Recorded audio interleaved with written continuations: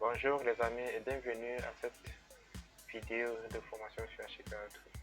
Simon, votre modérateur. Nous commençons sur H4 22. Aujourd'hui, j'aimerais que nous abordons comment faire une conception réussie. Bon, nous allons faire un simple T3. T3, ce qui veut dire 2 chambres salon. Donc un appartement de 2 chambres, salon, cuisine, 2-3 douches avec les terrasses et balcons. Donc quand nous parlons de T, T1, T2, T3, c'est le nombre des pièces prioritaires. Donc à savoir le salon et la chambre, donc séjour et chambre.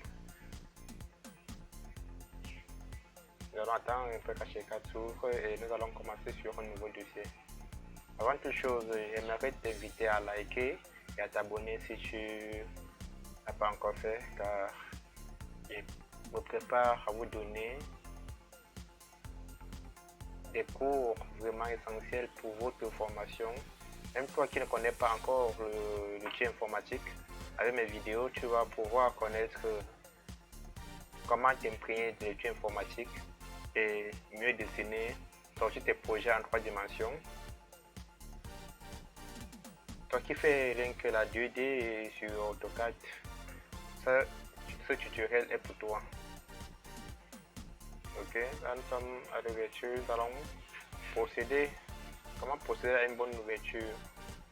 Tu viens sur profil d'environnement de travail, tu ouvres sur profil visualisation. Profil visualisation. À bien retenir. Je t'expliquerai pourquoi quand tu es en train de vouloir traiter les façades, les images. Je vais ouvrir. Nous allons un peu aller plus rapidement car ce sont des tutos que j'avais déjà fait, mais les virus, j'ai eu l'attaque, les virus qui ont effacé tous mes projets.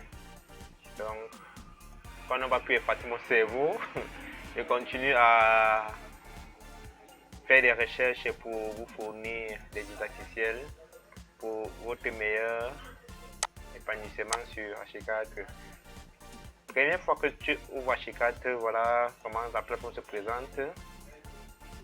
Cette truc là, c'est les façades, les différentes sortes de façades nord, est, là c'est sud, là c'est l'ouest, la coupe A et la coupe BB. Donc pour le moment ça nous intéresse pas, on supprime. Et que supprimer point de vue, supprimer quand même là pour que ça disparaisse.